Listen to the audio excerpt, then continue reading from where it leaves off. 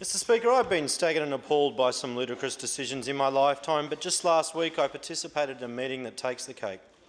But a bit of background first.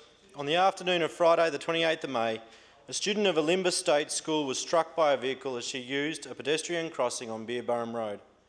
Grade 1 student Grace Giampino was crossing the road with her brother to get to her grandmother parked on the other side. Due to a vehicle protruding from the adjacent school road, the car travelling north failed to see Grace until it was too late. Grace was hit and thrown some distance, suffering abrasions to her elbow and hip, lacerations to her legs, and on presentation to the Caboolture Accident Emergency, blood in her urine. I and the Elimbah community are just grateful there was no internal damage and that she's alive. Unfortunately, Grace isn't alone.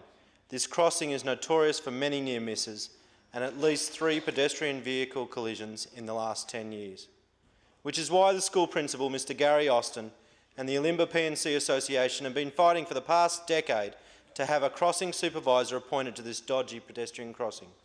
In fact, in February this year, the P&C Association, through President Sharon Webb, asked me to again make representations to the Transport Minister.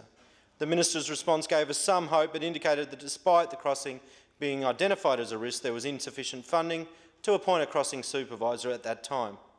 How much funding are we talking about? $15,000. Which brings me to the meeting last week. Let me acknowledge and thank the representatives of the Transport and Main Roads Department that attended that meeting. We all appreciated their speedy response. I also acknowledge that what resulted was not a reflection on them as individuals, but more on the system they operate within. A system of siloed, inflexible funding programs and technical-based design and reporting. Because instead of agreeing to the $15,000 needed for a school crossing supervisor, the representatives put on the table a $300,000 TID solution that would see additional parking installed on the school side of Beerburrum Road. How farcical. Let's spend $300,000 to save $15,000. What's more, this proposed solution would take at least 2 years to materialise, as it requires partnership funding from the local Moreton Bay Regional Council and extensive pre-planning.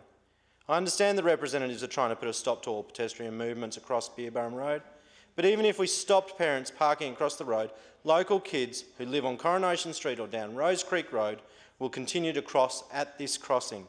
This is not a solution, it's an abomination.